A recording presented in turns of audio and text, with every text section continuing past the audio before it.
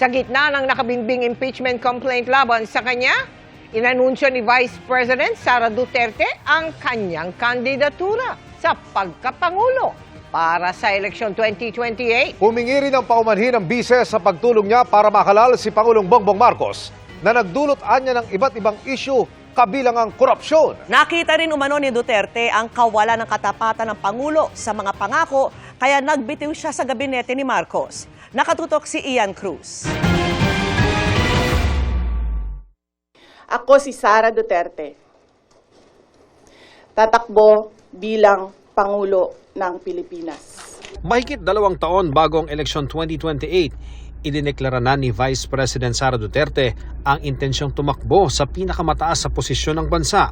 Sabi ng bise, kinailangan niya ng 47 taon para maintindihan na ang kanyang buhay ay hindi lamang para sa kanya.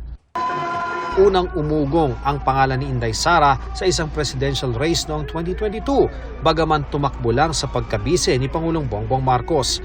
Ang pakikipagtambalan niya kay Marcos, hiningi niya ng paumanhin ngayon. Mga kababayan, humihingi ako ng paumanhin.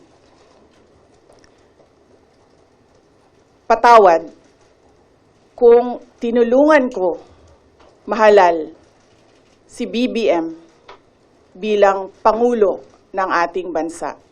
Ipinaliwanag ng bise ang umano'y mitsa ng lamat sa pagitan niya at ng dating katandem sa unit team. Sa unang mga buwan ng aming mga termino, nakita ko na ang kawalan ng katapatan ni Bongbong Marcos Jr. sa mga pangakong binitawan noong kampanya. Pati na sa kanyang sinumpaang tungkulin para sa bayan. June 2024 nang magbitiw si Duterte bilang kalihim ng Department of Education o DepEd. Dahil hindi ko kinaya na maging bahagi ng 2025 national budget na tadtad ng katiwalian. Pinili kong umalis sa kabinete kahit alam ko na mula pa noong 2023 na ang magiging kapalit ay ang aking impeachment. At dahil sa ambag umano sa panalo ng Pangulo, inihingi rin ng tawad ng Vice Presidente ang mahal na bilihin, kawalan umano ng seguridad sa pagkain, kapos nakita, hindi umano epektibong healthcare, kawalan umano ng independent foreign policy at korupsyon. Patawad. Kung hanggang ngayon ay marami pa ring Pilipino ang nalulunod sa baha ng dahil sa malawakang korupsyon. Dito sa Pilipinas, umiiwas ang mga politiko na magdeklara ng maaga ukol sa kanilang mga plano sa eleksyon sa pangambang siraan sila ng mga kalaban sa politika. Pero sabi ni Vice President Sara Duterte, hindi na ang pagsira sa kanyang pangalan ang pinangangambahan niya, kundi ang kinabukasan ng bansa. May takot ako para sa susunod na henerasyon.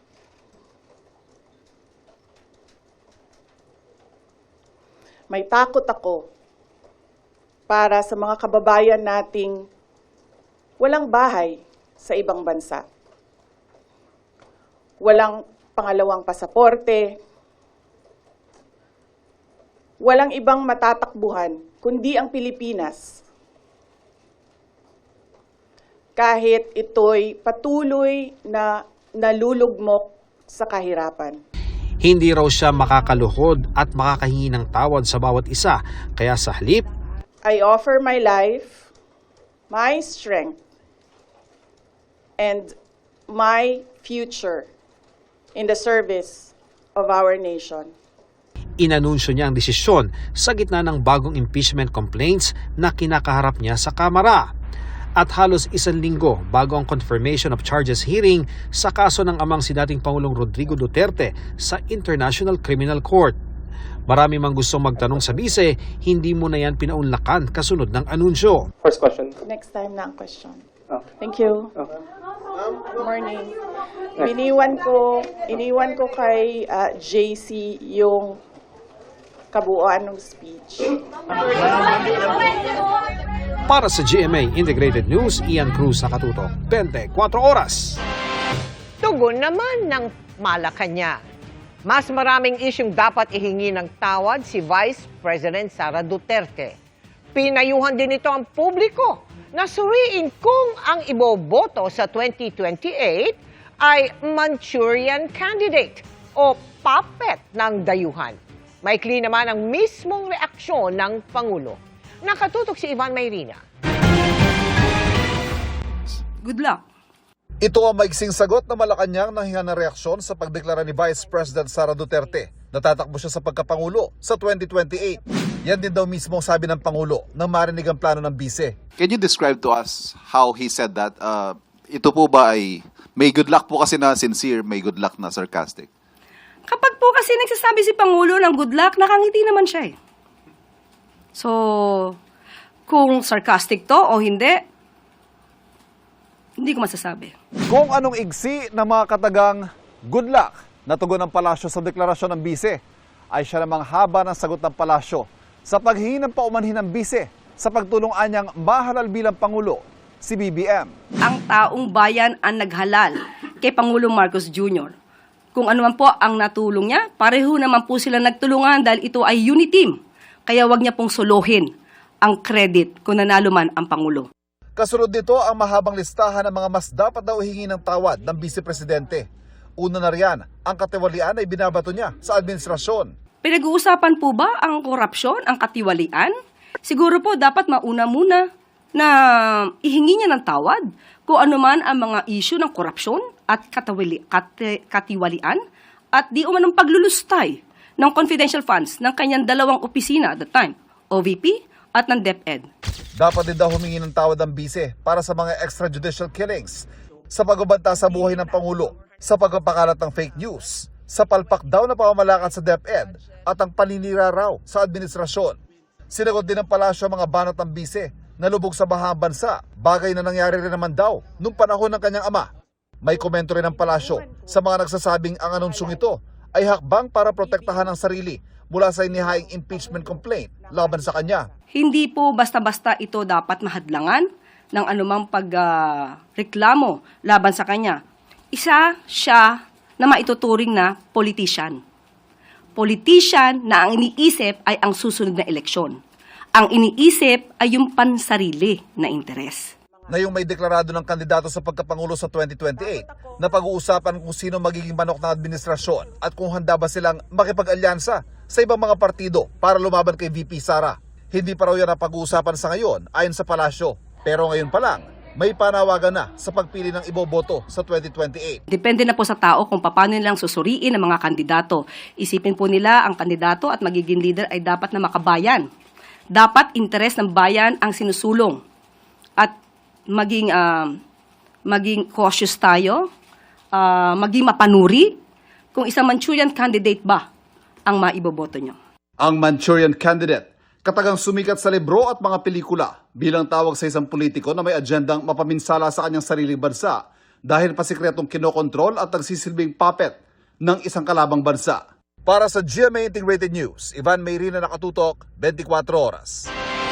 Tingin naman ng ilang mga mambabatas, kalkulado ang timing ng anunsyo ng bise para mapigilan ang pag-usad ng kinakaharap niyang mga impeachment complaint. Nakatutok si Mariz Umali.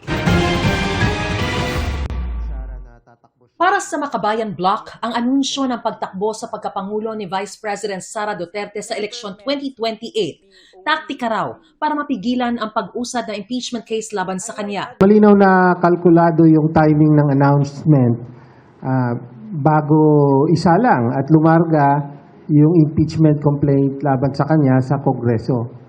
No, siguro tingin niya matatakot niya, masisindak niya ang mga kongresista dahil patakbo siyang presidente. Pero makikita natin na dahil napakatibay ng batayan sa kanyang impeachment, hindi ubra yung ganyang mga gimmick at malalantad muli no, ang kabulukan sa ginawa niya sa confidential funds. Ito yung attempt nila para i-reframe yung narrative na lahat ng nangyayari ay dahil sa takbo siyang presidente. May 3 impeachment complaint na hawak na ngayon ang tanggapan ni House Speaker Bogie D. at hinihintay na ma-refer sa House Justice Committee. Kabilang sa reklamo ang issue ng maanomalya umanong paggamit ng confidential funds ng OVP at DepEd. Umano'y panunuhol sa mga opisyal ng DepEd. Pagkontrata sa isang gunman para umano ipapatay ang Pangulo, First Lady at dating House Speaker. Hindi pagdeklara ng lahat ng kanyang mga ari-arian sa kanyang SALN at pagsusulong ng political destabilization at sedition. Bagamat naniniwalang hindi makakaapekto sa paggulong na reklamo ang anunsyo ng Vice Presidente, naniniwala si Senior Deputy Minority Leader Lawrence Defensor na may epekto ito sa pagpapasya ng mga mambabatas sa kahihinatnan na reklamo. I can tell you that it may affect how the voting will come out. Mabuti din para sa kanya, para malaman niya kung sino talaga ang mga kakampi niya at kung sino ang hindi niya mga kakampi. It's an advantage for her right now, especially that the impeachment complaints will be referred to the Committee on Justice.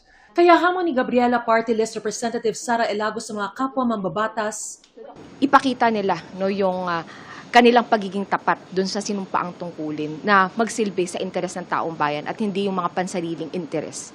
Sabi naman ni ML Party List Representative Laila De Lima, hindi na siya nagulat sa anunsyo ng Vice Presidente. Pero dapat ay panagutan daw muna niya ang mga paratang sa kanya. Karapatan naman niyang magdeklara kahit napakaaga. Tulad ng karapatan din ng mga Pilipino na singilin siya sa mga seryosong alegasyon ng katiwalian at paglabag sa batas na panawagan na po natin noong 2024 pa. Mas magandang harapin at sagutin muna niya ang mga ito bago ang ambisyon na maging Pangulo ng Pilipinas. Pero may hirit si Senior Deputy Minority Leader Representative Edgar Erice. Kapag kinonvict si VP Sara, magagalit yung kanyang supporters, which is about 30+% ngayon, baka mag-gather pa ng public sympathy, baka kahit sinong Duterte ang lumaban, manalo. May hanggang March 2 si House Speaker Bogie D. para maisama sa order of business ng House Plenary ang mga impeachment complaints laban kay Vice President Sara Duterte. Pagtitiyak naman ni Defensor, walang magiging delay sa pag-refer nito sa House Committee on Justice bilang patunay na walang magiging bias ang Committee on Rules. Para sa GMA Integrated News, Mariz Umali nakatutok, 24 oras. Matapos magdeklara ng kandidatura si Vice President Sara Duterte para sa pagkapangulo sa 2028, itinutulak na ni PDP Laban President at Senador Robin Hood Padilla ang tambalang Duterte at Senadora Amy Marcos. Ang iba pang mga political parties, wala pa raw na pag-uusapang pambato. Nakatutok si Mav Gonzalez.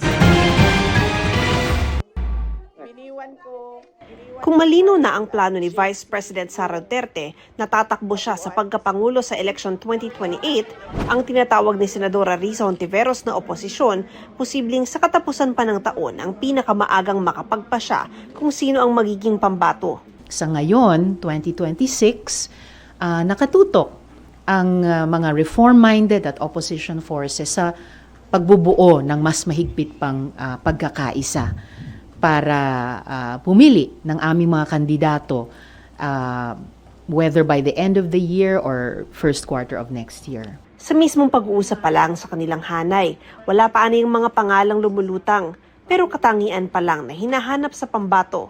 Common values na nahanap namin sa aming hanay, no? Yung pagnanais para sa anti-corruption and good governance, yung pag-grow at pag-share ng bunga ng ating mas malakas na ekonomiya, isang tunay na pagkakaisa. Ang magiging manok naman ng administrasyon at posibleng alyansa sa ibang mga partido para lumaban kay VP Sara, hindi pa rin napag-uusapan ngayon sa palasyo.